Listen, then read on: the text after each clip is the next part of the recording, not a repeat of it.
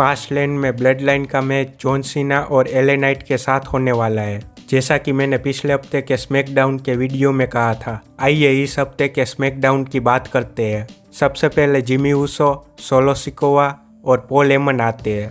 Paul Heyman कहते हैं कि वे सब ट्राइबल चीफ रोमन रेंस को एक्नॉलेज करते हैं।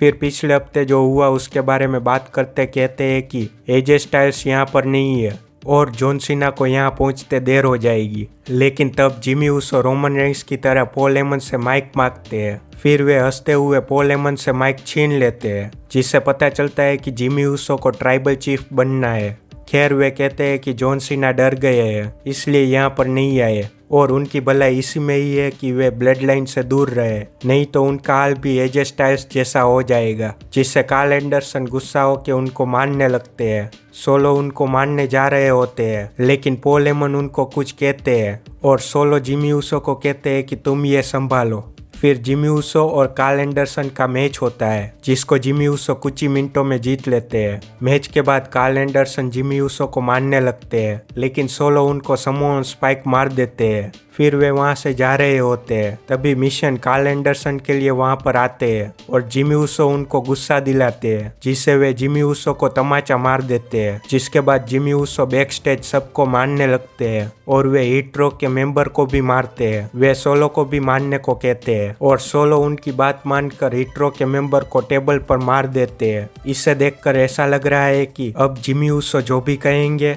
वैसा सोलो करेंगे। आगे जॉन सीना कार लेके आते हैं और उनके हाथ में फास्ट लेन का कॉन्ट्रैक्ट होता है। ये देख के मुझे उनकी रेसलमेनिया 23 की एंट्रेंस याद आ गई। शायद इसलिए ही WWE ने ये सीन दिखाया होगा। फिर जॉन सीना रिंग में आकर कहते हैं कि अगर उनको फास्ट लेन तक कोई टैग टीम पार्टनर नहीं मिलेंगे तो वे अकेले ब्लड लाइन का सामना करेंगे। फिर जिमी ऊसो, सोलो और पॉल हेमन आते हैं और जिमी ऊसो कहते हैं कि वे बैक स्टेज सभी को मार रहे थे, जिससे कोई भी जॉन सीना के पार्टनर ना बने। फिर सोलो और जिमी ऊसो जॉन सीना को मारने लगते हैं, लेकिन एले नाइट उनको बचाने आ जाते हैं और वे फास्ट लेन का कॉन्ट्रैक्ट साइन करते हैं, जिससे वे जॉन सीना के नए टैग टीम पार्टनर बन गए हैं। ये एले नाइट के लिए बहुत ही बड़ी बात है, क्योंकि ये tag team match fast lane के मेन इवेंट में होने वाला है और इसके बाद शायद WWE उनको मेन इवेंट में ही रहने देंगे, क्योंकि उनकी पॉपुलैरिटी अभी सबसे ज्यादा है। खैर शो में ग्रेसन वॉलर इफेक्ट भी होता है, जिसमें बॉबी लेस्ली गेस्ट होते हैं। ग्रेसन वॉलर उनको याद दिलाते हैं कि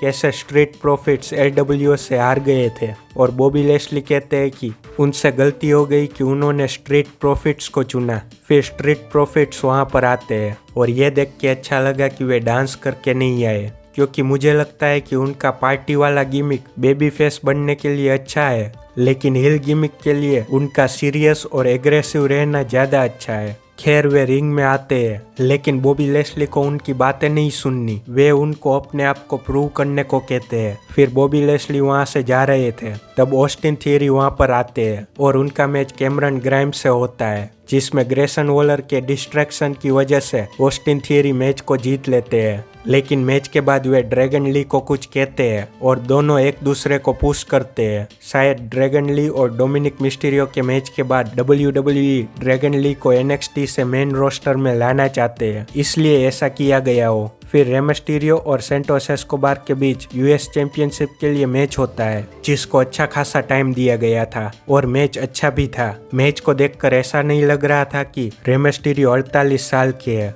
और क्राउड रे मिस्टीरियो को सपोर्ट भी कर रहा था। रे मिस्टीरियो सेंटोस एस्कोबार को रोल अप करके मैच को जीत लेते हैं, जिसके बाद सेंटोस एस्कोबार खुश नहीं लग रहे थे। मुझे ऐसा लग रहा था कि वे अब हील टर्न करेंगे, लेकिन वे कुछ करते उससे पहले स्ट्रीट प्रॉफिट्स आकर दोनों को मारने लगते हैं और बॉबी लेस्ली आकर तालियां बजाते हैं। फिर back stage LWO Bobby Lashley और स्ट्रीट प्रॉफिट्स को फास्ट लेन में मैच के लिए चैलेंज करते हैं।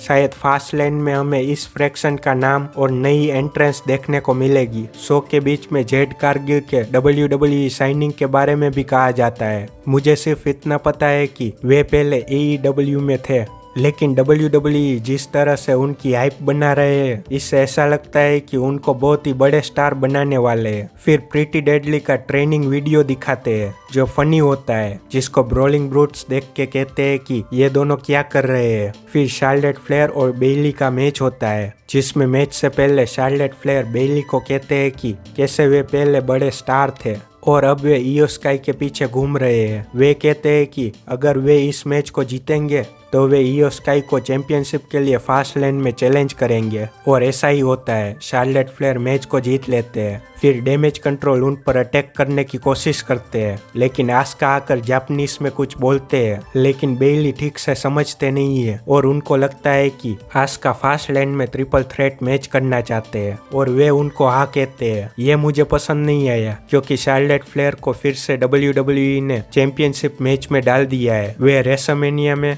समर स्लैम में और अब फास्ट लेन में टाइटल मैच में होंगे। मैं ये नहीं कह रहा हूँ कि वे टाइटल डिजर्व नहीं करते, मैं ये कह रहा हूँ कि WWE उनको टाइटल मैच के अलावा कोई और राइवलरी के लिए बुक नहीं करते। फास्ट लेन का ये triple threat match summer slam की कॉपी है, बस बियंका ब्लेयर की जगह इयो स्काई होने वाले हैं। आपको क्या लगता है कमेंट में जरूर बताइए।